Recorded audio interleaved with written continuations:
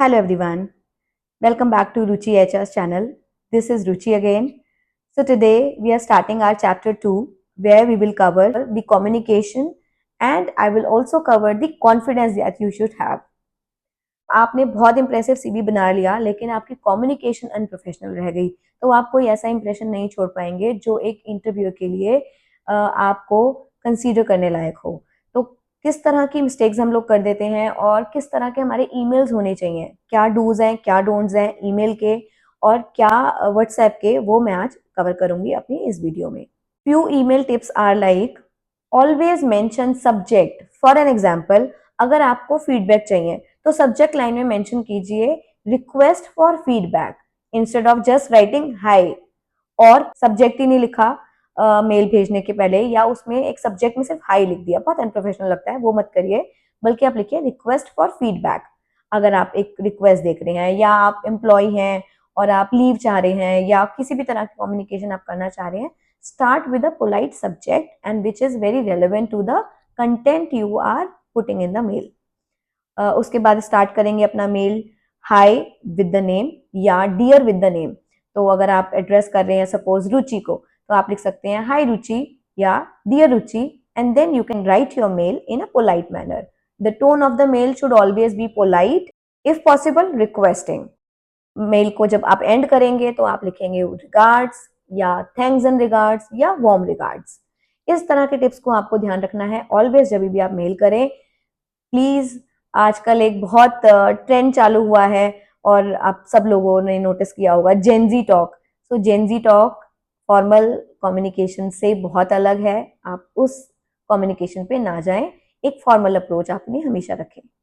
इसके बाद आप आते हैं हम WhatsApp do's and don'ts. WhatsApp do's and don'ts में हमें क्या ध्यान रखने की जरूरत है? अवॉइड टेक्सटिंग सुपर लेट और वेरी अर्ली। अगर इंपॉर्टेंट है कुछ तभी ऐसा करें, वरना अवॉइड करें, चाहे आप एक कैंडिडेट हो चाहे कंपनी के एम्प्लॉय हो।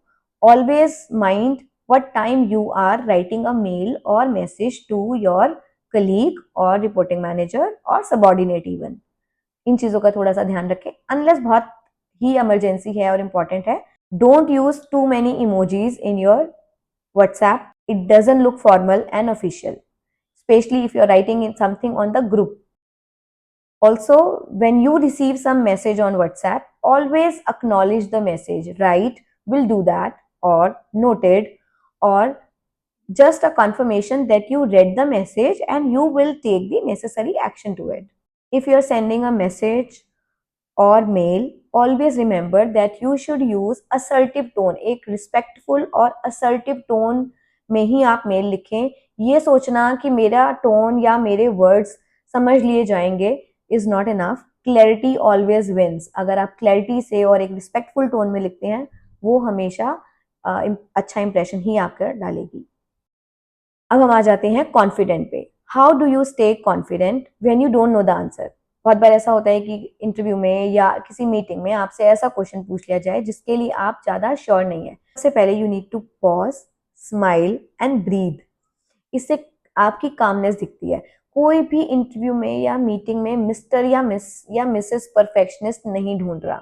आपको जितना आता है आप उतना बताइए, जितना नहीं आता है उसको एक अश्योरिटी दीजिए कि आप जान लेंगे और इसके बारे में आप दोबारा अपनी रिसर्च करके उनको बताएंगे। फॉर एन एग्जाम्पल, ईआरपी का कोई टूल आपसे पूछा गया कि आप यूज कर रहे हो या आपको आता है या नहीं आता है, तो आप सिंपली बोल सकते हो it's a good tool, I have just learned with the conversation, but I have used a similar tool and what ever tool you have used. जो भी टूल आपने यूज किया है, सपोज आपने नेविजन नहीं यूज किया, आपने सैप यूज किया है या आपने कोई और लॉजिक ईआरपी सॉफ्टवेयर यूज किया है, तो आप वो मेंशन कर सकते हो कि मैंने सिमिलर टूल यूज किया है।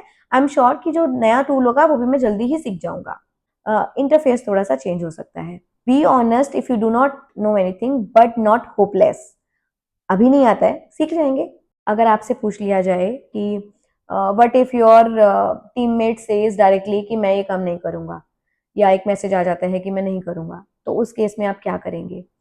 उसमें आपको बहुत ही कंपोज रहना है कि मैं बात करूंगा अपने टीम मेंबर से कि उनके ना करने के पीछे का क्या रीज़न है, क्या कोई स्किल है या कोई और प्रॉब्लम है। मुझे लगता है कि जब हम बात करेंगे तो 80% प्रॉब्लम के सॉल्यूशंस बात करने से ही निकल जाते हैं, and then I also help him to whatever concern और प्रॉब्लम ही हैज़। ताकि नेक्स्ट टाइम ऐसा ना हो। तो इस तरह से आप आंसर दे सकते हो। द इंटरव्यूअर या मीटिंग में कोई भी board member, they are not looking for a right answer, they are looking for how you stay composed under pressure.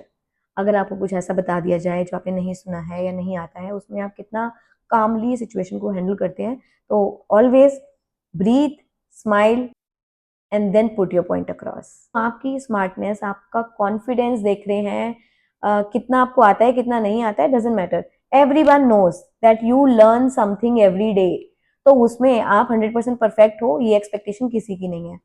सब लर्न कर रहे हैं, आप भी लर्न करोगे, बट उसको लर्न करने का आप में कितना एंथुजियाज्म है और कितनी क्लैरिटी है और कितने काम हो आप, ये सारी चीजें, कितने कॉन्फिडेंट हो आप, ये सारी चीजें इंटरव्यूअर और आपके board members of the meeting देखते हैं। So stay confident, stay clear, stay calm, and like, subscribe my videos for more tips like this. Thank you so much.